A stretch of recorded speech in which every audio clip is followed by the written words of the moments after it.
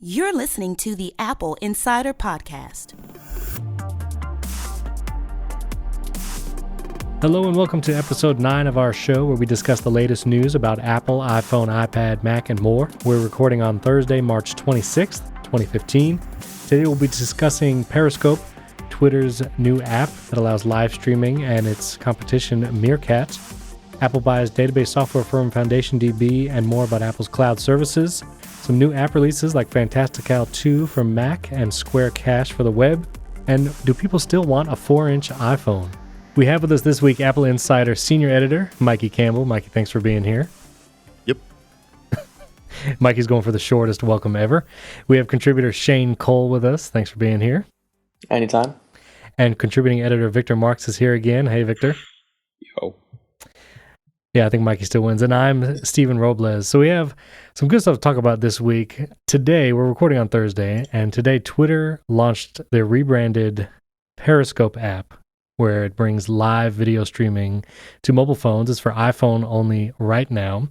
But obviously the news is, Meerkat has been around for the past few weeks. Meerkat was an app that did exactly this. It connected via Twitter, and you could live stream from your phone, and people could watch live, as from the app or from Twitter. And we knew Twitter had bought Periscope a while ago, and we were wondering what they were going to do with it. So they just launched it today, and I thought it was really interesting. One, we could talk about the app itself. Personally, I think the app looks better than Meerkat's app. I think it does better quality video and all that. But just, it's crazy to see, even with the attention Meerkat has been getting, how many people seemingly jumped ship right away. Even Jimmy Fallon, who was using Meerkat in the past week to broadcast his rehearsals and monologue stuff, instantly did a Periscope today rather than a Meerkat. So I don't know what that says for the future of Meerkat. You see being around, but go ahead. It says that the people are easy to jump to the new hotness, especially when you have a following that will follow you. Fallon is big. Right. Fallon has a huge audience. They're going to leap to whatever he chooses to do. So he can afford to try whatever new fancy app comes along. Right. And the problem is with Meerkat was originally plugged into the social graph of Twitter, and Twitter blocked access then. Twitter kneecapped it. Right, exactly. And obviously because they were launching their own first-party service. But again, I don't know how a third-party or a startup can compete with the first-party company launching a feature like this. It's just... So, I don't know about Meerkat. I know it was big at South by Southwest last week, but I don't know. Have any of you guys tried it today? At least watched one or broadcasted one? Yeah, I was watching the explosion or the building collapse in New York. Oh, what was there? Just like a standby people doing it? There was a 7-alarm fire going on. Yeah. Did you see the fire? Is that what you're talking about? Yeah. I just didn't know if it was like newscasters or just... There's tons of people using both Meerkat and Periscope. How did you search for it in the Periscope app, or how'd you find those streams, Mikey? No. Well, in Periscope, it just organically came to the top of the feed. But okay. Obviously Meerkat doesn't have that, so... Right, and that was the other thing. If you're not following people using Meerkat, just opening the app, it's not easy to just find content, which Periscope puts all right in front of you. I think this is the problem with Twitter in general. Yes, well, and it's hard to develop in someone else's playground, right? Twitter owns Twitter's playground. That's why they're able to kneecap Meerkat from the social graph, and this has been their attitude to clients all along. Well, it's the age-old story of building on top of any walled garden. Exactly. Right. It would be the same with Apple. Apple just happens to not let anybody do so. If you build on somebody else's land, they can knock your house down whenever they want to. It's the way it is. It's the way it's always been. It's throwing your weight around. Yeah. Developers have sort of just dealt with this. I think primarily because they're hoping to be acquired. Right. You build something awesome on somebody's platform, and you hope they come along and say, "Well, we could build this too, or we're just going to pay you $5 million." Yeah. I think they're just valued at $12 million today or something. I don't know. I read something flash by in my RSS feed. For Twitter, you mean? They Twitter or they Meerkat? No, Meerkat. Oh, well, yeah. I think they got another round of funding. I believe it was last week, and the CEO or founder was on a bunch of interviews and stuff like that. But again, it's one of those things. First of all, I mean, aside from celebrities using it, I don't know if, the average person of them streaming something, how interesting it's going to be. I don't think people are going to stream themselves eating Chipotle every day. So I think it really depends on the popularity of the people using it, such as Jimmy Fallon, celebrities, comedians like Jim Gaffigan. If they move the platforms, I'm sure, like you were saying, Victor, people are going to follow. But there is this weird kind of thing happening now where people want to view the world through other people's eyes, and people want to also exercise some sort of voyeuristic kind of thing. And it's been building for a long time, right? We saw this a little bit with chat roulette before it disintegrated into show us your boobs kind of terrible stuff. And we see this now. There was an article on The Verge last week about people getting paid to let people watch them streamed live, do things like eating cereal, or it's even taking a nap. And so this whole thing is growing. Go ahead, Sam. It's even older than that. Don't forget that this is how Justin.tv got started, was him live casting himself. Yeah, Justin.tv, Ustream, go on. It's been building for a very long time. It's nothing new. Everything old is new again. Yeah, and live streaming was 5-7 years ago. Yeah, and I think if a student's in college, they're doing like a study abroad trip, or they do some kind of crazy spring break thing. I think usage during a thing like that will probably skyrocket. All their friends, will probably watch live. So there could be applications there. What I'm curious is, so Twitter came out with Vine a couple years ago, 6-second video sharing, and then Instagram instantly added video to their app, 15-second video. They bought Vine more than they came up with Vine. They did. Right, yeah. Well, however they got it. I mean, nowadays, I don't know about you guys, but I don't open the Vine app really. Like, I don't, none of my friends are there, first of all. If my friends post a video, it's going to be on Instagram. And I don't know. I mean, I could see Facebook doing the same thing here with live streaming. They have a larger user base. I don't know. Of course. What's that? I think we could do a pool on when their live streaming app will launch and what its name will be. Right. I don't. Facebook did have a dedicated camera app before. I imagine it's still in the store somewhere. But that would have been a prime app to do something like this. They'll just shoehorn that into Messenger. Oh gosh, yeah. And that was another story we didn't talk about it last week, or it happened this week. Facebook announced that there's going to be a Messenger API. Where businesses and brands can plug into Messenger and kind of build their own stuff there. But yeah, I mean, it's bloated. All of Facebook stuff is bloated enough as it is. We couldn't even find the settings or the app update info in their Facebook app last week on the podcast. But I think of all the throw it against the wall and see what sticks ideas Facebook has had, Messenger for Business is by far the best.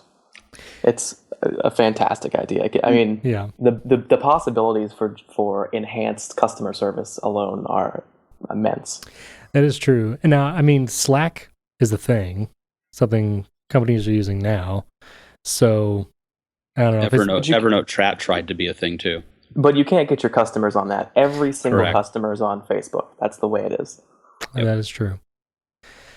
Yeah, but I mean, well, we'll see. I mean, if it's anything like Facebook pages, I run several Facebook pages for businesses, and, trying to reach your fan base that way, Facebook definitely wants you to boost every post. They want you to pay for exposure. So to use Messenger, would businesses have to pay for that, or would Facebook just give it as something like a service to use? I don't know. We'll see. But anyway, that's Periscope for Twitter. We'll see what happens there. The next thing I want to talk about, Apple buys, this was an article we ran this week, that Apple buys the database software firm FoundationDB, and they also bought the other Acunu, is that how you say it? Yeah, I think it's Acunu. Acunu. They also bought that's cloud security, I believe, service. And so they're buying these cloud things, they're trying to get increase their cloud presence and abilities. And obviously with Photos for OS X probably coming out of beta soon, maybe WWDC, we'll see that, and iCloud Photo Library coming out of beta, assuming at the same time. Hopefully they make some kind of announcement in pricing. I wrote an article a few weeks ago about iCloud Photo Library and storage, and I don't know about you guys, but I always have family and friends complaining about iCloud storage. And I've had, especially in the last couple of weeks, people ask me, hey, my phone is out of storage. I can't take any more pictures. I pay for iCloud space. Can I just move them there? And it just tells me that people really don't understand still what iCloud is for and what it does. And once iCloud Photo Library launches, I imagine more people are going to have to spring for the $5 a month iCloud charges. So do you guys experience that too? Do people talk to you about that? Oh yeah, definitely. I mean, a lot of people that talk to me are confusing iCloud storage with their iPhone storage. So Right. you get a taste of the people that I'm surrounded by. It has been really poorly articulated on Apple's part. Right. And like you were saying, Mikey, I get people say, I ran out of space on my phone to take pictures, but I just bought 200 gigs of iCloud storage. Why can't I take a picture? So in light of that too, Amazon just announced today that they're offering unlimited photo storage for any mobile user, Android or iPhone, for $12 a year. That's $1 a month. What's that cost for an Amazon Fire Phone owner? Yeah, I don't know if there's, wouldn't even Sorry, know. I had to. Yeah, that's such, wow. But so it's $12 for unlimited photos, or they're even offering $60 a year for unlimited everything storage, from photos and videos from your phone, and I guess whatever else you want to put in the cloud. So obviously you have Dropbox, they're $10 a month for a terabyte, which equals $120 a year. So obviously more expensive than this. You have Google Drive, which has similar pricing, but also more expensive. And, we were talking before we started recording. Yeah, people are probably not going to use these, like the average consumer, again, who's complaining that they don't understand iCloud storage, probably don't know and understand things like Dropbox and Google Drive. But if Amazon can offer this kind of storage at that kind of price, you would think Apple could do something for iPhone users. Well, so let me say this.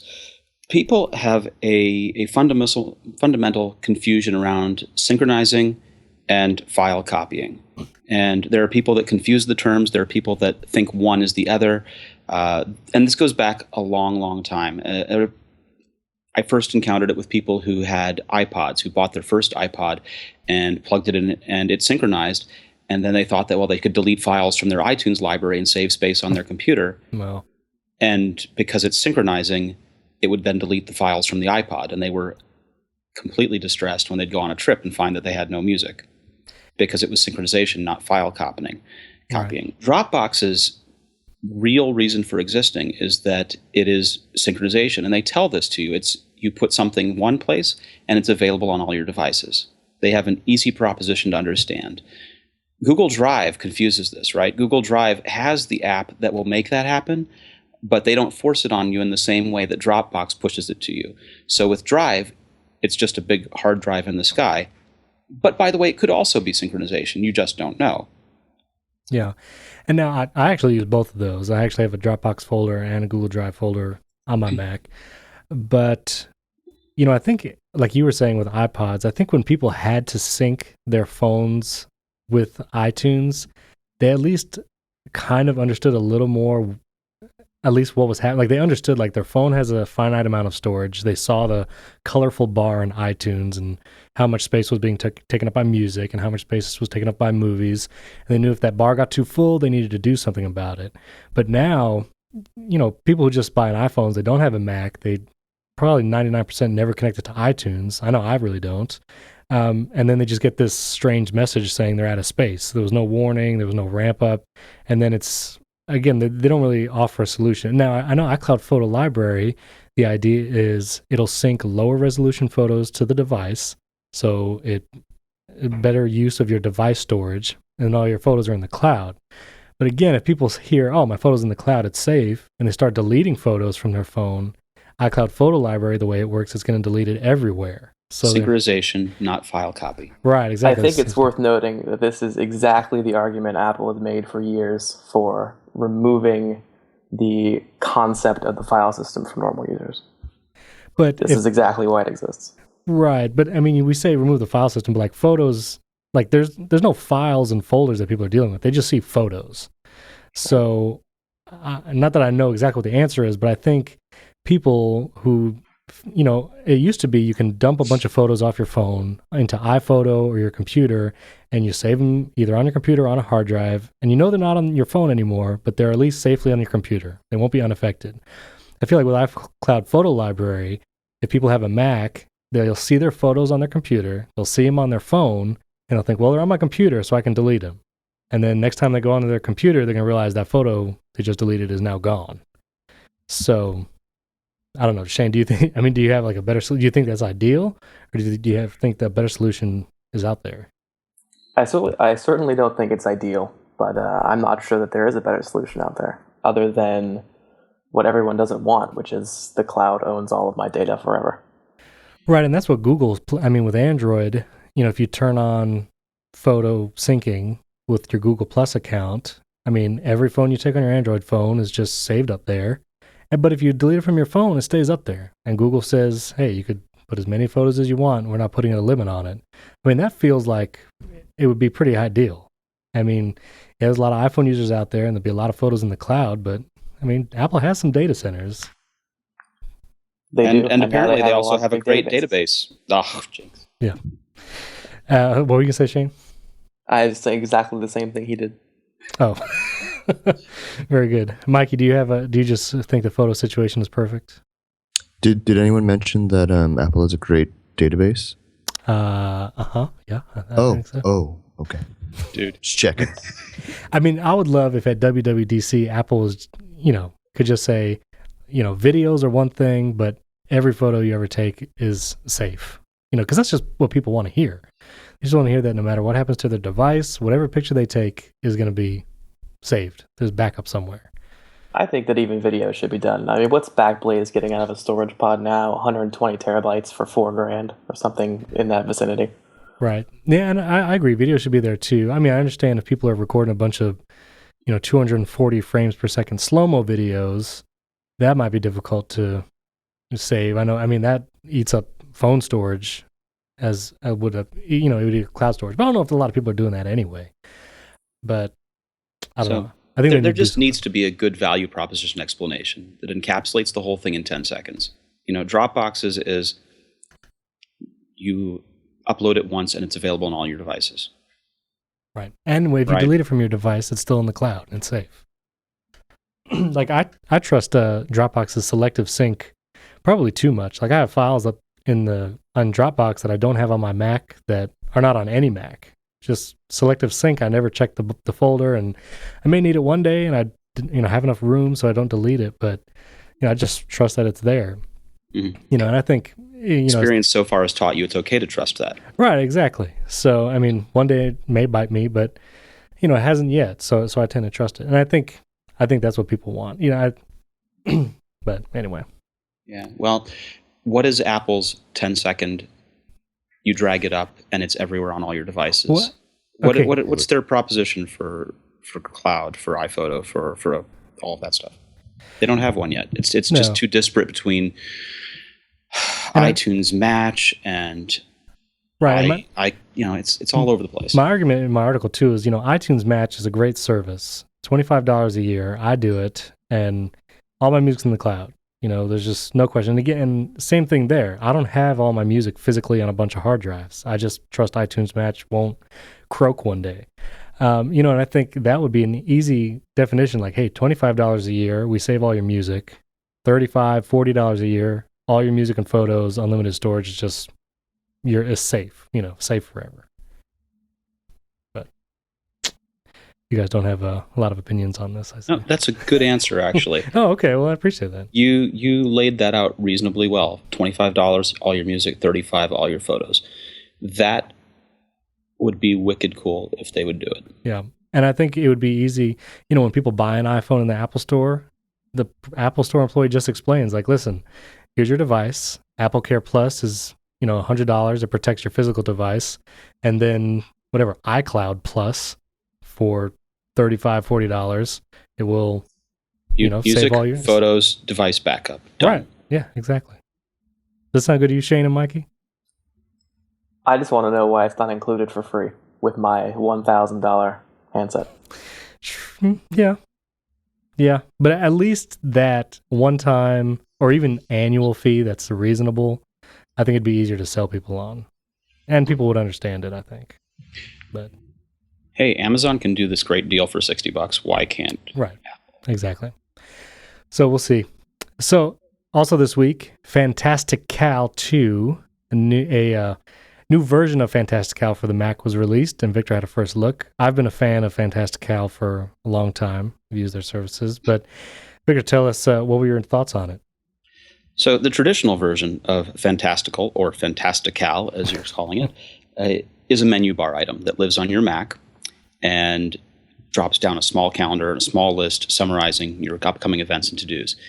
The cool thing that has really made this an application that I've loved for years has been its natural language processing, which is you can put in all of the details to your events in any convoluted order you can imagine, and it will discern them and create the event properly. So you can say lunch Mikey at 12, April 21st, and it'll suss out which part goes where and create the event. And it works with OS X's dictation. The iOS apps, iPad and iPhone, work the same way. In this version, a couple of big things happened. It grew up from being a menu bar item to being a full-blown calendar application with day, week, month, year views. Today widget for integration into OS X's notification center. And it really brings it all together. They also localized it for many, many languages, English, French, German, Italian, Spanish, Japanese, I believe, and can do the voice dictation and natural language processing for all of those languages. It's just a huge leap forward and can be a complete calendar replacement instead of calendar.app. Yeah, and I've been, I had an early look at the second version, and I love it. I think it looks great. Another cool feature they added were calendar groups. So you can actually group certain calendar sets. Calendar sets, thank you. And so if you have certain work calendars and certain personal ones, and you just want to quickly flip between them or show all or show a specific group, you can do that too. And, you can assign keystrokes to your calendar sets, and you can also set it up based on geolocation. So you can say that you have a work calendar set and a home calendar set, and they trigger based on when you're arriving or leaving a location. Yeah. And so the full app looks great. The menu bar thing looks great. I mean, again, it's been my default forever. It's $40 right now in the Mac App Store, and that's a sale for it's just being launched, and it's going to go up to $50 after the sale's over. So it's a little pricey. No, it's not. You don't think so? Well, here's why. Developers' time is worth money, right? This is their job. This is his thing. He spends all his time and effort building this product. And $50 for a piece of boxed software back in the day when you'd go to a store and buy a box was not ridiculous. That was fine. That was normal. Him charging $50 for this product that he has poured how many hours of time into and all of his effort and gotten the results that he's gotten. Yep. Yes, sure, OS X comes with a calendar app. And if that's good enough for you, great. But if you want more and if you want the natural language processing, you can buy this. Yeah. It's up to you to decide as a user whether or not this is expensive or not. But I think it's unfair to say that it's pricey. Okay. And I think you meant in comparison to other offerings out there. I mean, there are things that come fairly close to Fantastical. I know it's a great app, but right. And in a land where things like this are usually free or 99 cents, it's a pretty big step up. But are those the right prices? What'd you say? Should everything in the world be 99 cents, and should developers have to either get full-time employment somewhere else or starve? No. Well, you meant, I agree, but I mean that's the way. That's what the App Store has done. And I'm on Victor. I'm on your side. I mean, I think developers should be able to charge that amount for quality products. And like 1Password, I paid $50 for. That's a $50 app. And has it been worth it? Definitely. That has definitely been worth it. Tweetbot, I think I paid $20 for the OS X version. And if they release the new version of Tweetbot, whenever that comes out, and that was $20, $25, even $30, I'll probably get that. I mean, I definitely will, because that's just my default. That's the reason why this launch pricing is set at the $39 is because there isn't a good upgrade path for consumers through the App Store. So he's discounted it for people who've bought version 1. And he's given the same discount at his own web store, flexibits.com, because he doesn't want to do something that's unfair to one set of customers. You can't do one thing for the App Store customer and another thing for his website customer, as far as he's concerned. So, I think, no, he should not have charged $3. That would have been low. Should he have charged $25? Maybe that would have been low. Again, 1Password brings an extreme amount of value. Is it does amazing syncing over iCloud with all my devices. And Fantastical does that too, although they plug into the back end of the calendar you're using. That's not a back end they had to build. So, again, 1Password brings that. I should say that, but value. 1Password also plugs into the back end of iCloud or Dropbox. So that's not a back end they built either. Fantastical is using CalDAV, and they're using it for iCloud, Google, one called Froox, which I'd never heard of before, and Yahoo. And they're doing this because they're places that you may already have a calendar established. You more than likely have an iCloud account already established on your phone, so that's a default good one to use. And there's some benefit to them not building the whole widget all the way around that from the beginning, because you want them to focus on the application they deliver, that natural language processing that makes it so good, and not running a calendar backend. And I will say there are a number of apps that have the same natural language entry now. So, Tempo for iOS does that. Sunrise for iOS does that. As far as OS X, I'm not so sure, but there are other ones. Shane, were you going to say something before? Probably, but it's long since passed. Sorry. The thing about this one's natural language processing as opposed to the others is that they keep working on it, they keep improving it, and they take user feedback very seriously about input that doesn't work. And I have found different times that I've tried to input things and been able to defeat its understanding of what I meant to do. And they've taken those comments on board, and improved it based on that. Yeah. Anyway, I do agree. It's a great app, and I would say, it's definitely worth it if you're not happy with the stock calendar app and would like something that's really great. Again, it's my default everywhere on mine, iPhone, iPad, and Mac. So definitely take a look at that. I did want to mention real quickly another, not so much an app that launched, but another addition to the service, Square, who's started out as a mobile payment processing and also does invoices and all that. Square Cash was an app that's been out. I think we talked about it last week, where you can send your friends a few dollars through the app just by using a debit card. Actually, up to $1,000. Up to $1,000. Actually launched a web component where you can get your own URL, cash.me/$, and then whatever is available that you get, your name or whatever. And people could send you money through the website just by entering their debit card number, an amount, and an optional memo, and you have money. And it seems pretty crazy. Have you tried this yet? I have not. I did try the web once. Right, but have you received any money yet? Not through the web, no. Okay, so cash.me/$marks, MARKS.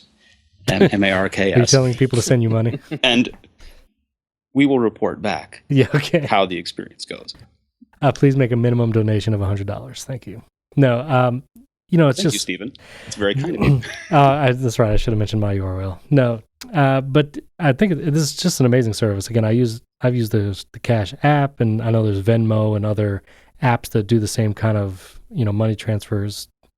But the fact that it's on a web, especially if you're a freelancer or something like that just wants to get paid real quick, or even something for donations, it seems pretty ideal. And again, no transaction fees for personal transactions. Businesses pay like 1.15% per transaction. So pretty crazy. And with Periscope coming out today and the Square Cash app, 10 years ago, if you would have said you could send people money through the internet and live stream from your phone, it seems pretty... Well, we had PayPal 10 years ago. Yeah, I was just about to say the PayPal was... Yeah, but it was...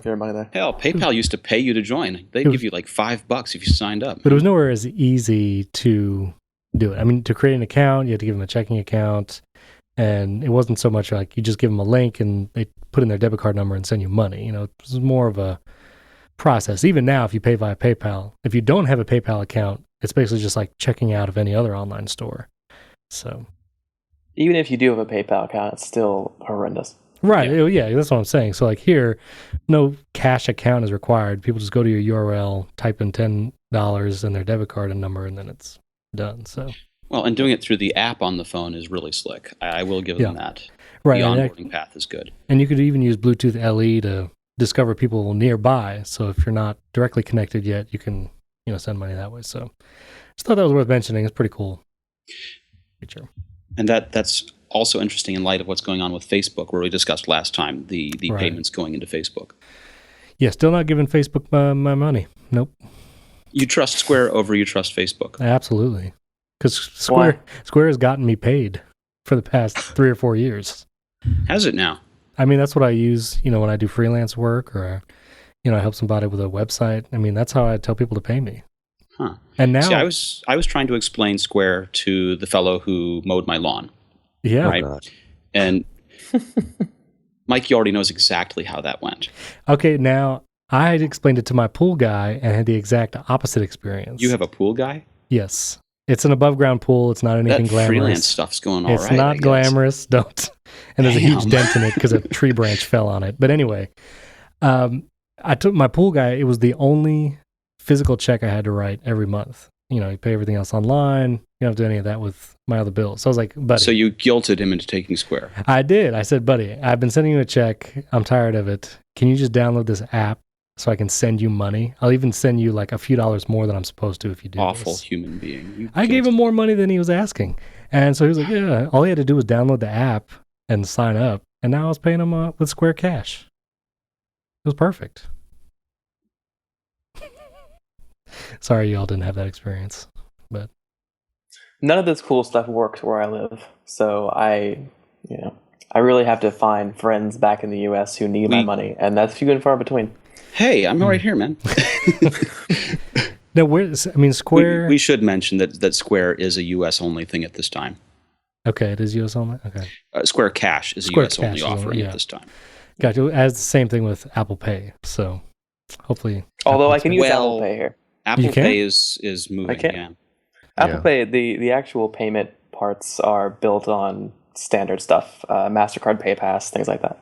So any place that NFC accepts, tap to pay, yeah. Any place that accepts PayPass or whatever Amex's thing is called, or Visa's PayWave, I can use it. PayWave. But now, we have people in Europe that told us they can't use it. I think it depends on the processor.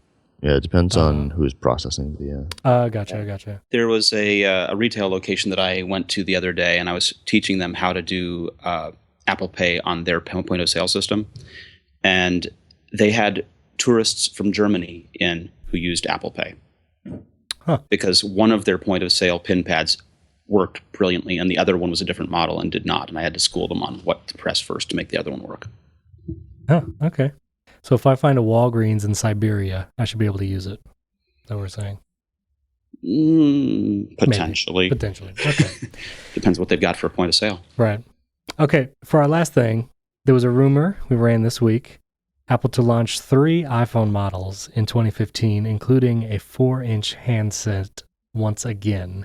Now, I use the 6 Plus, so I am... Let me stop you right there. I want to ask you. So if they're launching 3 models, how many models are in the whole range of iPhone? Are they going to keep around the former models as well? Is this like a 6 model range now, or what? It's going to be like the iPad. I mean, the 5C has to die, I would think. I think that would not... First of all, I'm sure they want to get Apple Pay on every phone they sell. Touch ID on every phone they sell if they can. Right. So I imagine 5C has to go away. 5S, I doubt that they would... I don't know. If they do anything this September, I would think, obviously, the current 6 and 6 Plus stay around as the $100, starting at $100 tier thing. The 6S or whatever, maybe the 4.7-inch screen starts at $200, and maybe the 4-inch 6S starts at $100, maybe. But then I think for the lowest line, maybe they make a new version of the C, maybe the 6C. So it's still the plastic back, but still has Touch ID and Apple Pay. Maybe. Any prediction? Well, I mean, they're obviously gonna shift everything down like they always do. You think they'll keep around the 5S with no Apple Pay though? I'm not sure about that.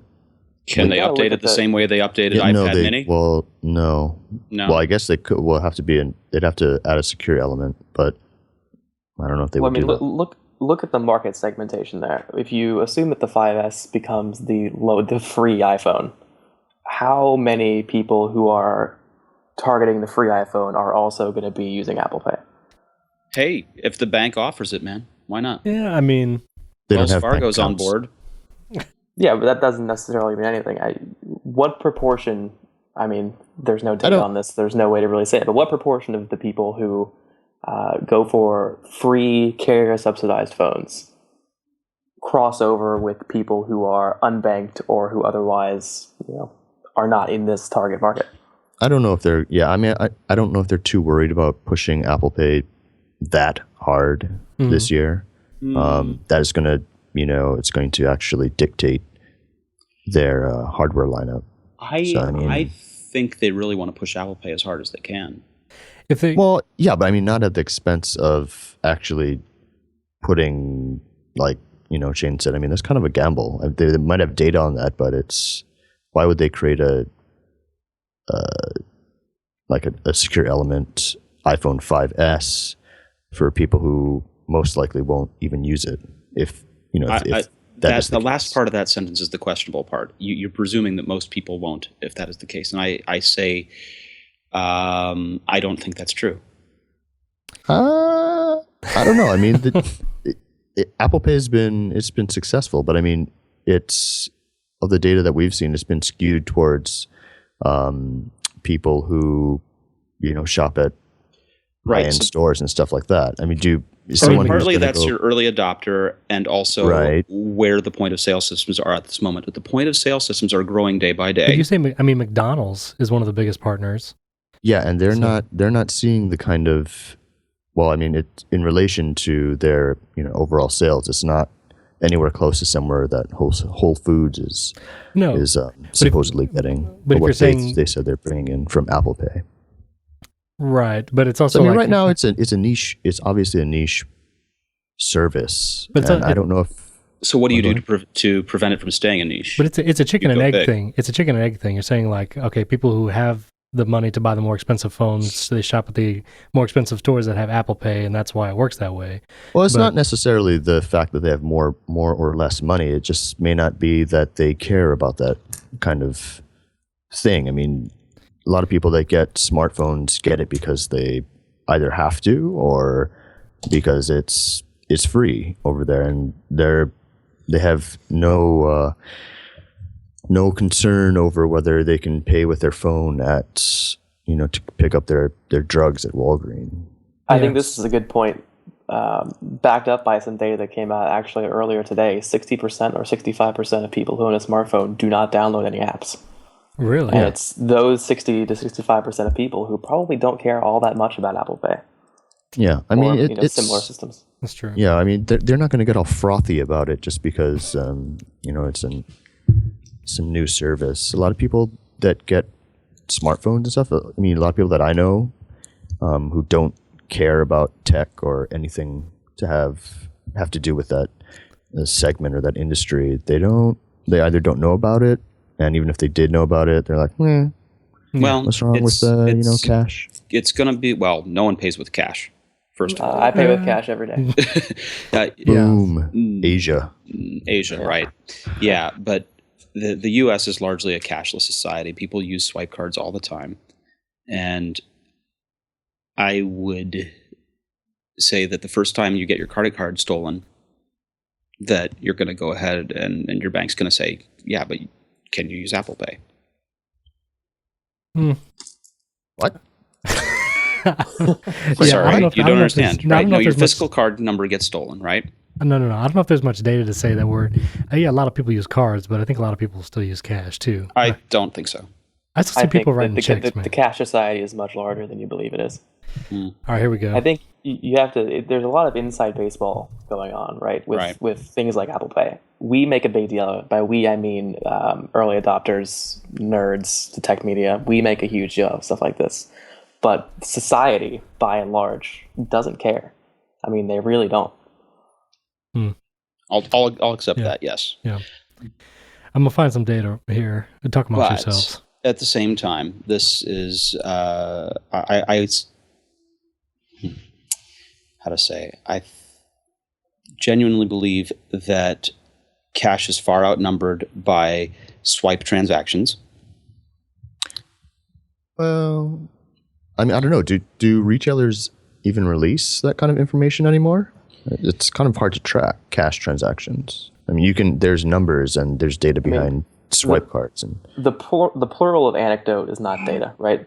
Yeah. But I can tell you from my experience living in both Hong Kong and Japan being literally the inventor of mobile payments. Okay. Even with the easy availability of tap and pay, I have an Octopus card in my wallet that I can use to pay for the MTR, I can use to buy water at 7-Eleven, or I can use to pay for dinner at a restaurant. The vast majority, even having the Octopus hooked up to my credit card, the vast majority of my transactions are in cash, specifically because it's faster and in many cases easier. Okay. So I have some stats here. Oh, I'm sorry. Go ahead. Here, the Apple Pay transaction is faster than the swipe transaction. It's definitely faster than the EMV transaction. Okay, but if we're talking about who actually cares about it, here's a poll. Creditcards.com took the poll fielded by Princeton Survey Research. This was July 2014, so just a few months ago. And on average, over 60% of Americans use cash more often than cards when making a purchase. By age group, obviously the 50 to over 60 is closer to 70% use cash more than they do cards.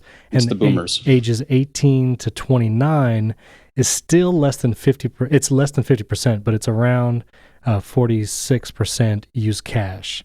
So we're talking still a large percentage of Americans use cash. And a huge percentage of those are low-income, unbanked consumers. What are there? Almost 100 million unbanked consumers in the U.S. now? Really? Well, this does say, another statistic the study says, that those who have full-time jobs are more likely to use, like a debit card attached to a bank account. But yeah, so. Yeah, I mean, they're getting their cash probably. Checks or direct deposit, Yeah, direct deposited whereas, like part-timers or, grifters or whatever might be getting paid under the table. Grifters. I'm bringing it back. Whoa. I'm bringing that word back, all right? I don't know if you meant to say drifters like Aragorn from Lord of the Rings or something. No. But, okay, so if Apple doesn't care about Apple Pay, back to the original question. So do people still want a 4-inch phone? So do people still want a 4-inch phone? And I do. Yeah, okay, Shane does. So what is your case for the 4-inch? My case for the 4-inch phone is simply that it's much, much easier to handle. I love everything about the iPhone 6. I really do. Except for the camera bump. I hate that very much. I love everything else, but it's right at the edge of the acceptable size to hold in your hand. Okay. Yeah, I have to balance I have small hands, and I have to balance my 6 when I reach across the screen. And I was kind of hoping that Apple would, come out with some UI trick that would help me out. But double tapping on the home button is not really working for me. Well, and that only really works top to bottom anyway. Yeah. It doesn't help for typing. I mean, we should talk to Neil. I mean, he's like the 4-inch iPhone advocate. Really? Yeah, Actually, I think he's the 3.5-inch iPhone. Oh, yeah. He's going to take the Apple Watch display and he's going to somehow graft it to his iPhone so he can have ultimate mobility. I mean, so I have the 6 Plus on the complete other side of the spectrum, and I pre-ordered it without even looking at it in the store, which is probably foolish. But after obviously using it since whenever it came out, September, the battery life on the larger phone is, for me, a huge selling point. I used to have to charge my 5S, every time I drove home from work. I plugged it in, otherwise it would die, and shortly after. So the battery life, camera, I guess you could put a better camera in a smaller screen size, and that wouldn't matter. But I mean, I don't know. It's the bigger screen size. People want it. Yeah, I think Go ahead. I was going to say that I think there are two schools of people, right? There are the people who don't care about having to use 2 hands with their phone, and the people who really don't want to have to use 2 hands with their phone. Yeah, and that's where the split comes. I don't know. Do you know anyone who uses two hands to type? Many Yes. people. I mean, I do. I live in Asia. I live in the home Yeah. of the 7-inch smartphone held up to your Right. face to hide your entire head. So Yeah. I mean, if I'm not doing anything with my other hand, I'll type with two hands. But I've kind of learned I to. don't want to know. I've learned to like flip the phone almost on its side in 4 fingers and be able to reach with my thumb, and it looks crazy, and I'll probably drop it one day. But it kind of works. And I did try. There's some third-party keyboards that came out after the 6 Plus came out that like just go to one side of the screen, so it's the size of what a 5S keyboard would be, but it's just squished on the 6 Plus. But they never really worked great. But Ever since the first iPhone launched in 2007, there were always rumblers and rumors that Apple was going to make an iPhone mini. And we saw Chinese factories turning out fake iPhone minis as a way of showing that. And what it took 7 years to realize was that Apple had always made the iPhone mini. It was just the one they sold to everyone. so what would they? Okay, let's say they do come out with a 4-inch phone that's new. That's not just a 5C or 5S. But it's a 6S, or it's a 6 that's 4 inches. You'd have the 6S Plus, I assume. 6S mini. Oh, they haven't used mini for, well, I guess iPad mini. Aha. So Well, they- I mean, the rumor, if we're going off the rumors, they're going to limit the 4-inch phone to the C model. But Right. you're saying if they bring in like a 4-inch, they just slap a 4-inch screen on the innards of the 6S. Is that what you're saying? Well, Or the 6S Plus? so when the 5C came out, it was the $100 model, I believe. is anybody really clear on the reason that they did the 5C? Johnny Ive. Really? I mean, It was really sexy plastic. did people just Yeah, want colors? I mean, why? What was I would really be interested in knowing the What's interesting is- logistical reasoning behind going to a completely different shell versus what they've done the entire. Every person I knew that bought a 5C new because they really wanted a 5C was a designer, was a industrial designer, and I knew a few of them, and they all, the day it came out, oh my god, that, and they went out and got it, and they Yeah, I totally agree. It's beautiful. right. So that was the point for them.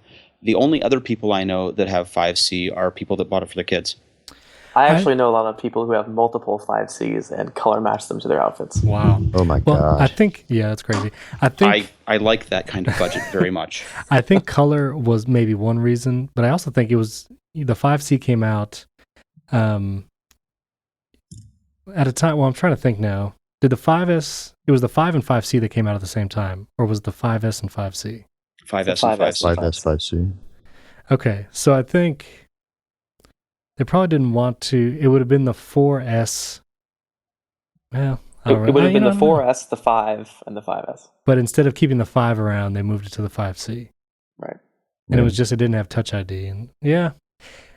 Well, maybe it was an experiment. Maybe try to see what kind of demographic they could target with that. Right. Maybe for younger people, Well, but I don't know if they It was would do also a again. cost down measure, right? The plastic cost less than the metal or glass, and I'm lost to the mists of time and memory, but I think that the 5C on specs was part 4S and part 5, not we've just a always- remanufactured 5, right? we've So always this was a said it was a cost savings cost- measure. We've always Yeah, said no, it was a it- cost-saving measure, but was it Yeah. really a cost-saving measure? Because we're still selling the 4 in some places and the 4S in many places, and those are made of glass and metal. I don't know if it was. I think the four- design holds up, though. Yeah, I think it was the 4-inch Better screen. than 5C. At the time when they released it, maybe they couldn't sell an iPhone 5 for $100 and still make the profit they wanted to. So instead of putting the 5 at the $100 price point, they just, switched it to plastic so it was cheaper to make and keep their profit margins. I mean, that's the only thing I could think of. But if they were to do that now, would they make it a plastic again? Would it be a 6C? Or would it be, I don't know. Would they try and have that 4-inch phone fill the free tier, or would they have it fill the $100 tier and share that with the current iPhone 6? I don't So know. I'm not by any means a manufacturing specialist, but I suspect, holding an iPhone 6 in my hand, that the metal case is the cheapest part of this by a significant margin. That's true. Yeah, compared to the screen and all the innards, I would imagine so. So I don't know. So Shane, you would get a 4-inch. Mikey, what would you do? I'd probably say, well, I mean, I've already adapted to this 6, so I'll probably just get this one. It's still a little big for me, but I can handle it, I guess. So we know Neil would go with the 3.5-inch screen. Yes. And Victor, what would you do? I'm sticking with the screen size I've got. Which is 4? I'm using the 4.7 inch this time. Okay. Yeah, and I would stick with the big one because I kind of got used to that by now, and I don't know, the battery life is enough for me to keep it around. But anyway, well, tell us, what would you want? If you want, comment in the podcast post when it goes up, listeners and readers, and tell us, would you want a 4-inch phone? Would you keep stay with the 4.7 or 5.5 inch? So, all right. Well, thanks you guys for joining us this week. So Shane, where can people find you on the internet? You can follow me at Apple Insider. All right. And Mikey, where can people find you? At Mikey Campbell 81 on Twitter. Very good. And Victor? I am cash.me/$marks. Uh-huh. Or at VMarks on Twitter. Is there a way you can take someone's money with a cash site? Can you put like a negative number? I'll try it out. No, just kidding.